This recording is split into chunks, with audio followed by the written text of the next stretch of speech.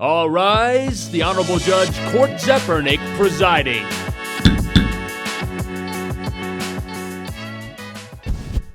Please be seated. Court is in session. What's going on, everyone? I'm Court Zepernick, and welcome to Court is in Session. Is Aaron Rodgers making a mistake contemplating his status with the Green Bay Packers and focusing on going on the transition to the New York Jets?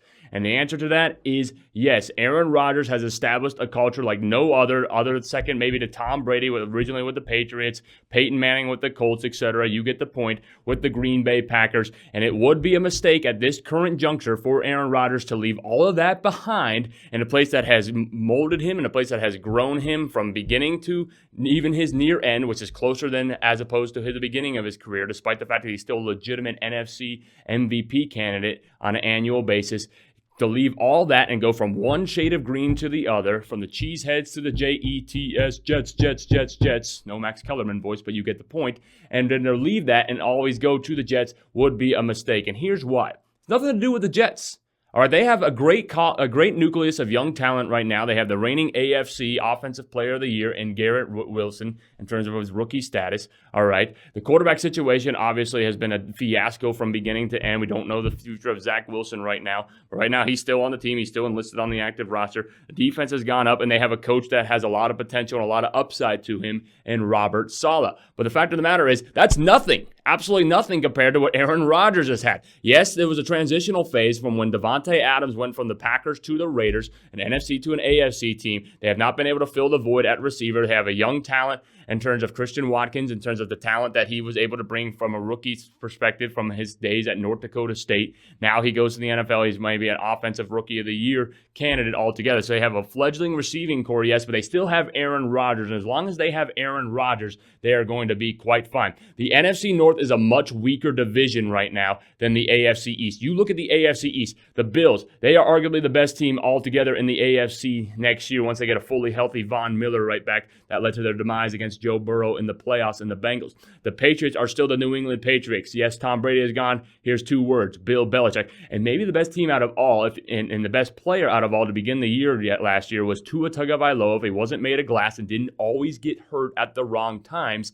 The fact of the matter is that the Miami Dolphins may have been not just the best team in the AFC East, but in the entire AFC. So you put that all together compared to teams who have struggled, like the Vikings, the Lions, and the Bears in recent years. Yes, the Vikings made the playoffs this year. Yes, they won the division. But the fact of the matter is it's nowhere near in terms of the substantiated success that the Packers have had under Aaron Rodgers over this past decade and beyond. So that really brings us to our point. Would Aaron Rodgers seriously consider going to the Jets? And the answer is yes, he's considering it, but he doesn't need to. He still has so much talent and so much left to offer with the Green Bay Packers. So should the verdict on that, should Rodgers null the Jets and stay with the Packers? And verdict on that is yes. All right, transitioning on now to our next topic. And this is something, too, focus on one player as we go from the gridiron to the hardwood. Is Kyrie Irving a toxic work environment in himself? The Dallas Mavericks did not make the play-in tournament, keyword play-in tournament, despite having Luka Doncic and Kyrie Irving assembled on one roster. They had a couple good moments. Yes, the buzzer beater against the Lakers a couple weeks ago. But the fact of the matter is the Dallas Mavericks cannot rely on Kyrie Irving from a longevity perspective. Kyrie Irving, everywhere he goes, it seems like he's cursed as of late. He leads the Cavaliers back in 2017, doesn't pan out. He's not we are all witnesses type of propaganda that you're seeing in like you did with LeBron in Cleveland, that you do with Kyrie in Boston with the Celtics. Okay, so that's almost an experimentational phase. Then he battles injuries there with the Celtics. They never really make it anywhere further than they already did with Jason Tatum, who has now taken over the city as the city's star in terms of basketball. Then he goes to the Brooklyn Nets. He joins his former NBA Finals nemesis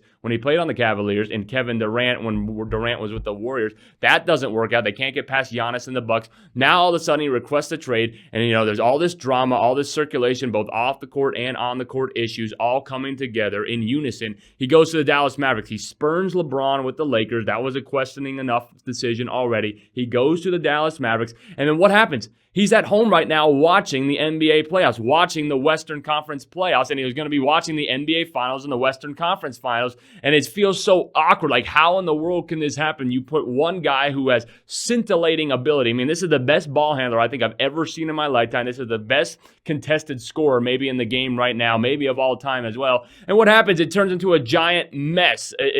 There's no continuity. It seems like he's not committed to what he's doing. He doesn't know what his role will be with the Mavericks midway through the season already. All right, he's no longer in any, all retrospect, not going to be able to last long in terms of formulate a connection and formulate a star tandem with Luka Doncic. Kyrie doesn't do well, excluding LeBron, with other star players. We saw it with the Celtics. We saw it with the Nets. Now we see it with the Mavericks. He could have worked out again maybe as an encore presentation with the Lakers, but the point is Kyrie Irving needs to look in the mirror right now and say, this is a guy, what is me? It's me. I'm the problem. No Taylor Swift boys, but you get the point. So Kyrie Irving is a toxic work environment in himself, and he needs to look at himself and say, is this going to pan out? Am I going to be here for longer than a couple months? Or am I just going to be playing for the Blazers and the Pistons, attempting to establish my own brand, which has not worked out as well? So is Kyrie Irving a toxic work environment in himself? Do teams and coveted free agents and owner Mark Cuban need to reconsider their decision to maybe sign him or look for him for a long-term purpose? The answer to that is yes. All right, and that's the verdict with that. And we're going to get to one more topic right now. Baseball is up and running, and the Tampa Bay Rays are the team to beat. The Tampa Bay Rays are setting record paces right now. They are blowing away the Yankees and the Red Sox in the AL East, and that brings us to our last point. Are the Tampa Bay Rays a legitimate threat to surpass the Yankees and dethrone them and win the AL East? And the answer to that is absolutely. The Tampa Bay Rays, remember, this team is 2.5 years removed from a World Series appearance where they were lost to the eventual World Series champion Dodgers during the COVID year. But this team has everything that you want. They have a young star in Wander Diaz who has bursted onto the scene. He has Fernando Tatis Jr.-like potential in terms of a one-of-a-kind premier talent. The Tampa Bay Rays right now, they're blowing the Yankees out of the park. Yes, it's too early. Yes, it's too small of a sample size. But the Tampa Bay Rays, they begin the year 13-0 on a record pace. They have exactly what it takes to be the team to beat in the AL East. And that's the verdict. Are the Tampa Bay Rays the team to beat in the AL East? You betcha. That's the verdict. I'm Cord Zepernick. Thanks for joining me on Court is in Session.